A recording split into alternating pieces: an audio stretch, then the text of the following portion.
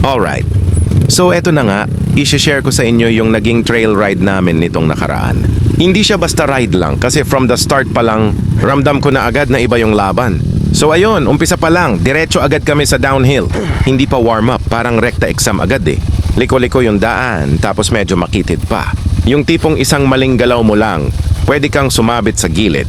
Habang pababa ako, iniisip ko na agad kung paano ko kukontrolin yung motor. Hindi pwedeng pabaya, kailangan kontrolado lahat.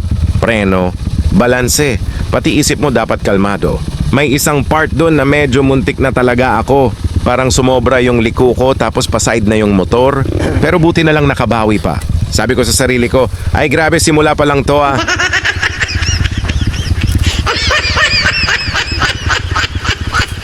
Pagkatapos noon, diretso kami sa may sapa. Dito medyo nag-slow down kami. Pero alam mo yung pakiramdam na parang may paparating pa? Yung tipong hindi pa tapos yung challenge. Hindi siya tungkol sa bilis eh, kundi sa challenge. Yung tipong sinusubukan ka talaga, physical, mental, lahat. At kapag nalagpasan mo, ibang level yung satisfaction.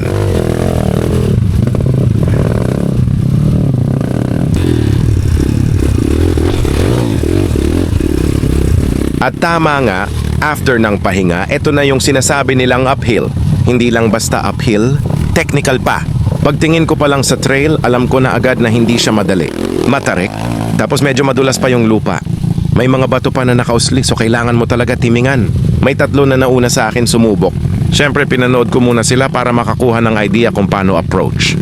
Kaso yun nga, isa-isa silang nahirapan. Yung iba hindi pa nakaka-start ng maayos, nawawala na agad yung balance. Ayon na tumba. Doon ako medyo kinabahan ng konti. Hindi ko naman itatanggi yun.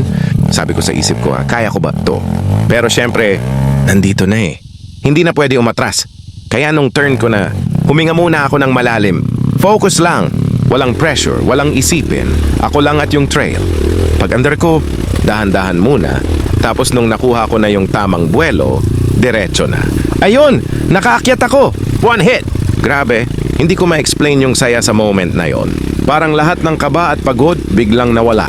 Doon ko na-realize kung bakit sobrang nakaka-addict ng trail riding. After noon, tuloy pa rin kami sa ride. Hindi pa tapos eh. Iba-ibang klaseng trail pa yung dinaanan namin. May makitid, may mabato, may pababa ulit. Pero habang tumatagal, mas nagiging confident ka. Parang nasasanay na yung katawan mo sa galaw, pati isip mo mas nagiging kalmado. May mga part din na natatawa na lang kami. Lalo na pag may nadudulas or muntik matumba. Ganon talaga eh, part siya ng experience. So ayun, sana nag-enjoy kayo sa ride na to. Kung trip nyo pa yung ganitong content, more trail rides, more adventures, supportahan nyo lang. Like, comment, share. At syempre subscribe na rin. Kasi marami pa kaming lalakbayin. At mas marami pang trail ang lalabanan. See you sa next ride!